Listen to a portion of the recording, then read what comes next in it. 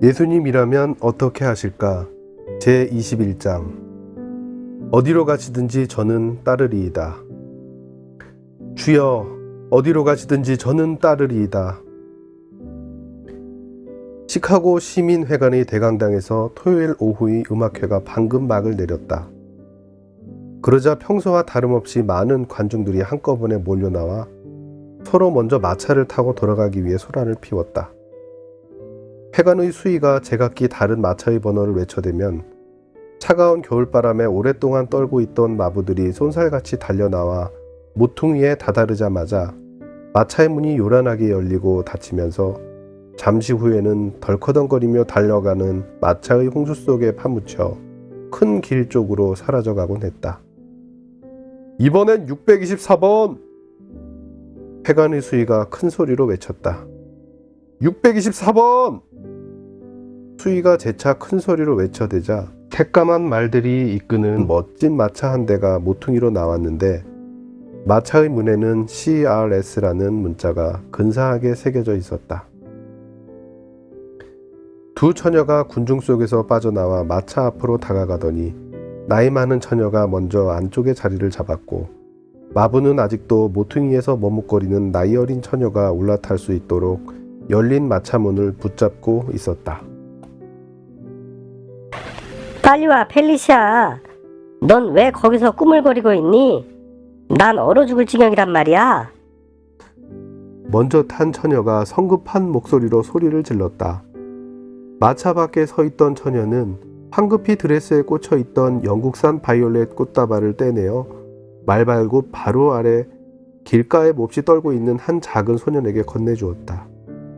그 소년은 깜짝 놀란 표정으로 꽃다발을 받아들면서 고맙습니다, 아가씨 하고 인사를 하더니 꾀죄죄한 얼굴을 향기로운 꽃다발 속에 파묻는 것이었다.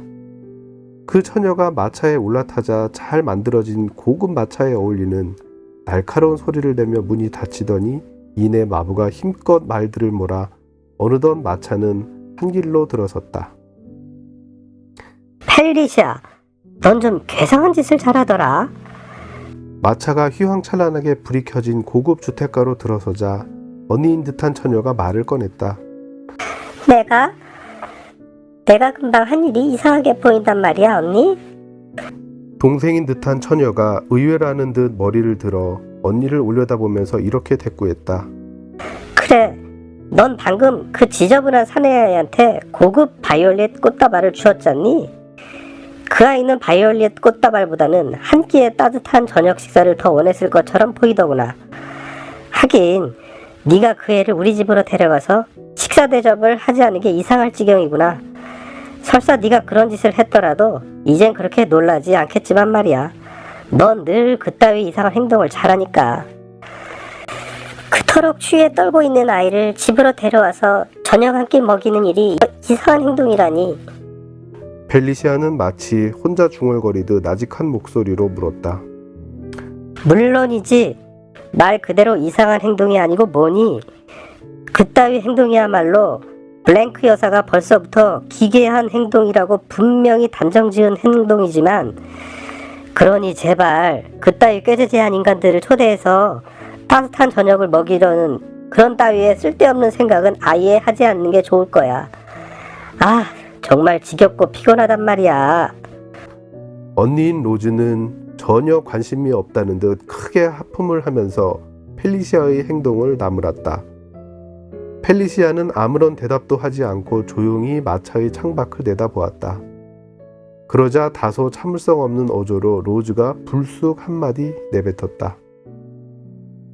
음악회는 별 재미가 없었고 바이올린 연주도 지겹기만 하더군. 넌 도대체 무슨 재미로 연주회가 끝날 때까지 얌전하게 앉아 경청하고 있는지 도무지 이해할 수가 없구나. 난 오늘 연주된 음악들이 참 좋던데. 펠리시아가 조용한 목소리로 말했다. 너는 뭐든지 다 좋다고 하더라. 너처럼 비판적인 감각이 없는 아이는 처음 봤어. 펠리시아는 이 말에 약간 얼굴이 붉혔으나 역시 아무런 대답도 하지 않았다. 로즈는 다시 하품을 하더니 유행가 곡조를 흥얼거리다가 갑자기 큰 소리로 외쳤다. 난 모든 게 지겨워 죽겠어. 오늘 밤에 상연되는 연극 런던의 그늘진 곳은 꽤 재밌었을 텐데. 시카고의 그늘진 곳이라. 펠리시아가 중얼거렸다. 시카고의 그늘진 곳이라니. 연극의 제목은 런던의 그늘진 곳인데 2달 동안이나 뉴욕의 거리에서 큰 인기를 누리며 상영된 멋진 작품이란 말이야. 우린 오늘 밤 델라노 씨 부부와 그 연극을 구경하러 갈 특별 석표를 사두었잖아. 펠리시아는 잠잠하다가 갑자기 언니를 돌아보았다. 그녀의 커다란 갈색 눈동자는 깊은 생각에 잠긴 듯했고 새로운 깨달음으로 인하여 심오한 빛을 띠었다. 우리는 연극을 보면서 때때로 눈물을 흘리기도 하지만 인생의 무대에서 벌어지는 현실적인 문제에 대해서는 결코 동정의 눈물을 흘리지 않아. 무대에서 상영되는 런던이 그늘진 곳이 현실적으로 존재하는 런던이나 시카고의 그늘진 생활과 도대체 어떤 관계가 있지? 왜 좀 더 중요한 현실적 문제들에 관해서는 관심을 갖지 않는 것일까? 실제로 인물들은 너무나 더럽고 비위에 거슬리는 데다가 무척 성가시게 여겨지기 때문일 거야. 펠리샤, 넌 결코 이 세상을 개조시킬 수 없어. 한두 사람의 노력이 무슨 소용이 있겠니? 주위의 빈곤과 비참한 현실에 대해 우리가 책임감을 느껴야 할 이유가 없어. 옛날이나 지금이나 부자와 가난뱅이는 늘 존재하기 마련이며 앞으로도 그럴 테니까 단지 우리가 부자로 태어난 것에 감사하게 여기면 되는 거야. 그러자 펠리시아가 전에 없이 강경한 태도로 말했다. 예수님께서도 그런 사고방식대로 행하셨을까? 몇 주 전 주일 아침 예배 때 브루스 목사님께서 우리 주 예수 그리스도의 은혜를 너희가 알거니와 부요하신 자로서 너희를 위하여 가난하게 되심은 그의 가난함으로 말미암아 너희로 부요하게 하려 하심이라 는 성경 구절을 인용하여 설교하셨던 걸 언니도 기억하지 않아? 물론 잘 기억하지. 게다가 부유한 사람들이 공경에 빠진 사람들을 도와주고 친절히 대한다면 부자라고 해서 비웃음이나 손가락질을 받을 이유가 전혀 없다고 말씀하셨어. 그런데 난 목사님 자신도 편안한 생활을 누리고 있다고 믿는단다. 주위 사람들이 굶주림에 허덕인다고 해서 그분이 자신의 안락한 삶과 호화스러운 재산을 결코 포기할 리가 없고 설사 그렇게 한다고 해도 무슨 소용이 있겠니? 펠리샤, 내 말을 잘 들어보렴. 우리가 할 수 있는 온갖 노력을 기울인다 할지라도 부자와 가난뱅이는 늘 존재하기 마련이란다. 레이첼 언니가 레이먼드에서 일어난 그 괴상한 서약운동에 관해 편지를 써보낸 이후로 넌 늘 가정 모두를 당황하게 만들고 있어. 사람들은 늘 평상시와 다른 흥분 상태에서 살아갈 수는 없는 거야. 머지않아 레이첼도 그따위 성가신 일들을 집어치우고 말 테니 두고 보렴. 그녀가 시카고 회관의 대음악회에서 천부적인 재능을 발휘하여 노래를 부르지 않는 게 무척 유감스럽구나. 최근에 레이첼이 오페라 입단 제의를 받았다고 들었는데 조만간 편지를 써서 그곳으로 오도록 부탁할 생각이야. 그녀의 노래를 듣고 싶어 안달이 날 지경이거든. 펠리시아는 여전히 창밖을 내다보며 말없이 생각에 잠겨 있었다. 마차는 웅장한 개인 주택가를 2구역이나 더 지나 매끄럽게 포장된 넓은 마차 진입로 쪽으로 들어섰다. 이윽고 2 처녀는 마차에서 내려 마치 옛날의 궁전처럼 육중한 회색 대리석으로 지어진 거대하고 화려한 저택 안으로 서둘러 들어갔다. 그 저택은 구석구석마다 여러가지 그림과 조각들, 각종 예술품과 장식들로 호화롭게 꾸며져 있었다. 이 모든 것들이 소유자인 찰스 R. 스털링 씨는 담배를 입에 문 채 활활 타오르는 거대한 벽난로 앞에 서 있었다. 그는 곡물 투기와 철도 사업에 손을 대어 많은 돈을 벌어들였고 들리는 말에 의하면 200만 달러 이상의 재산을 소유하고 있었다. 그의 아내는 레이먼드에 사는 윈슬로우 부인의 여동생으로서 최근 몇 년 동안 병을 앓고 있었다. 2 딸인 로즈와 펠리시아가 그들에게는 단 2뿐인 자식이었다.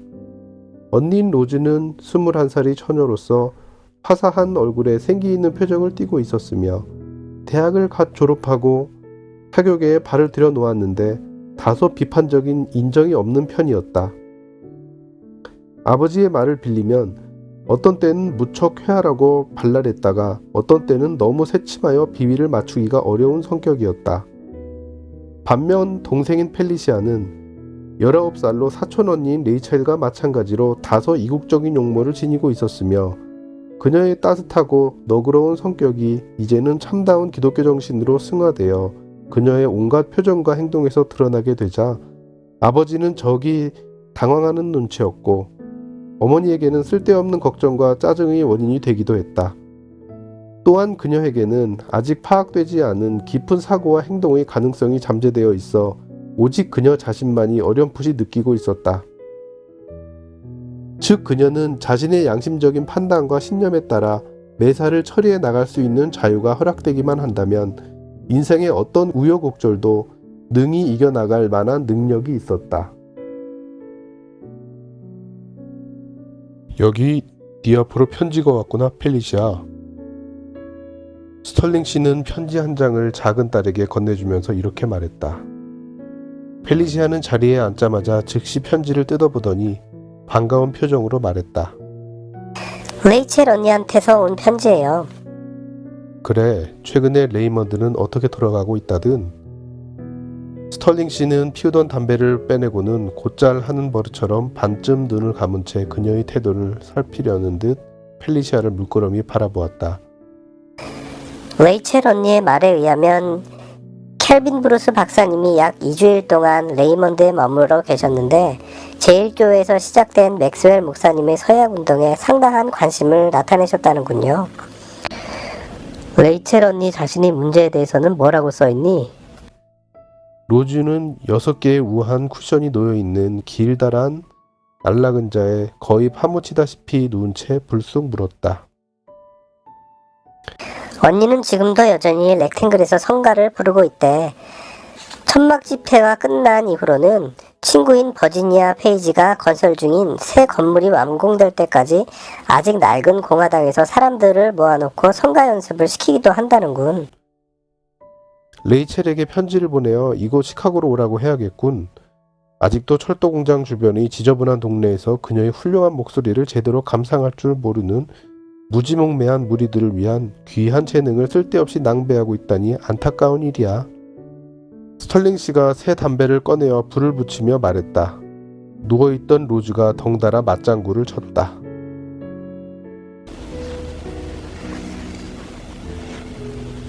레이첼 언니는 좀 유별난 사람이야.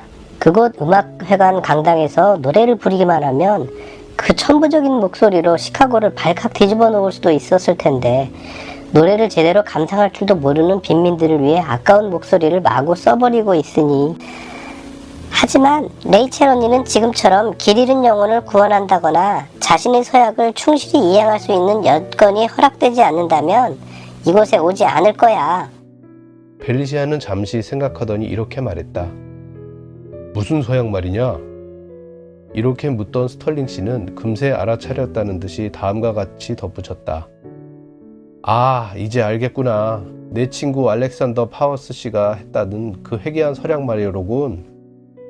우리는 한때 같은 사무실에서 전보 사무를 익혔는데 그가 어느 날 갑자기 사표를 제출하고 자신이 속한 철도회사의 위법 행위에 관한 증거를 주간통상조사위원회에 제출함으로써 커다란 무리를 빚게 되었지. 그는 다시 옛날의 전보 업무를 맡아보고 있다더군. 작년에 그 해괴한 서약 때문에 레이먼드에서 전에 없던 이상한 사건들이 꼬리를 물고 일어났지. 브루스 박사가 이러한 사건들에 대해 어떤 견해를 갖고 있는지 한번 만나서 이야기를 해봐야겠구나. 그분은 지금 사택에 계신데 내일 주일 아침 예배 때 그 서약에 관한 말씀이 있으실 것 같아요. 한동안 침묵이 흐르더니 갑자기 펠리시아가 마치 보이지 않는 사람과 같은 생각을 나누고 있는 것처럼 불쑥 이런 질문을 했다. 켈빈 브루스 목사님께서 나사렛 에비뉴 교회의 성도들에게 똑같은 서약을 제안하신다면 어떡하죠? 누가? 아니, 넌 지금 무슨 말을 하고 있는 거냐? 스털링 씨가 날카로운 목소리로 되물었다. 브루스 목사님 말이에요. 만일 그분이 맥스웰 목사님께서 제1교회 성도들에게 제안했던 것을 우리 교회 성도들에게 제안하고 무슨 일을 하든지 우선 예수님이라면 어떻게 하실까? 자문자답을 해본 이후에 처리해 나가기로 서약할 지원자들을 구하신다면 어떻게 할 것인지 의문을 제기했을 따름이에요. 설마 그럴 위험은 없을 거야. 로즈는 갑자기 이렇게 말하면서 차 마시는 시간을 알리는 종이 울리자 긴 안락의자에서 일어나 앉았다. 내 생각에는 매우 비현실적인 개혁운동인 것 같구나. 스털링 씨는 짤막하게 자신의 생각을 드러냈다. 레이첼 언니의 편지를 읽어보니 레이몬드의 제일교회는 이러한 서양운동을 다른 교회에도 널리 확장할 생각으로 구체적인 계획을 세우는 중인가 봐요. 이러한 계획이 성공한다면 수많은 교회와 교인들이 생활에 놀라운 변화를 초래할 것이 틀림없겠지요. 그래, 이제 그 얘기 집어치우고 우선 차부터 마시자꾸나. 로즈는 이렇게 말하면서 총총히 식당으로 걸어갔고 아버지와 펠리시아도 뒤따라 들어갔다. 식사는 부자연스러운 침묵 속에서 진행되었고 어머니인 스털링 여사는 자기 방에서 식사를 했다. 아버지 스털링 씨는 뭔가 깊은 생각에 사로잡힌 듯 식사를 하는 둥 마는 둥 끝내고는 토요일 저녁인데도 좀 특별한 사업상의 일로 밤늦게 시내를 다녀와야 한다고 말하고는 서둘러 외출하였다. 요즘 아버지가 상당히 번민하고 계시는 것 같지 않아, 언니? 아버지가 외출한 후 조금 있다가 펠리시아가 물었다. 글쎄, 난 모르겠구나. 뭐 특별히 이상한 점을 눈치채지 못하겠어. 그런데 참, 너 오늘 저녁 영국 구경하지 않을래? 펠리샤, 델라노 부인이 9시 반쯤에 이리로 올 거야. 만일 네가 함께 가기를 거절한다면 몹시 기분이 상하실 테니 너도 가야 할 것 같구나. 그럼 가지 뭐. 나 아무래도 상관없어. 굳이 그런 연극을 보러 가지 않아도 여기저기서 어둡고 그늘진 곳을 얼마든지 볼 수 있으니까 말이야. 이제 겨우 19살밖에 되지 않은 여자애가 어쩌면 그렇게 당돌한 말을 함부로 하고 있니? 아무튼 넌 생각하는 게 유별난 애라니까. 올라가서 어머니한테 아직 잠이 들지 않으셨다면 영국 구경 다녀온 후 안부 인사 드린다고 전하렴. 펠리시아는 2층으로 올라가서 언니의 말을 전하고는 델라노 부인이 마차가 도착할 때까지 어머니와 함께 있었다. 어머니는 아버지에 대해 몹시 걱정하면서 끊임없이 잔소리를 늘어놓았고 펠리시아가 말할 때마다 공연히 화를 내면서 신경이 날카로워진 듯 레이첼이 편지를 읽어주려 해도 들을 생각도 하지 않았다. 펠리시아가 영국 구경을 가지 않고 그날 저녁 함께 있겠노라고 제안했을 때도 어머니는 냉정하고 날카로운 어조로 그럴 필요 없다고 거절하는 것이었다.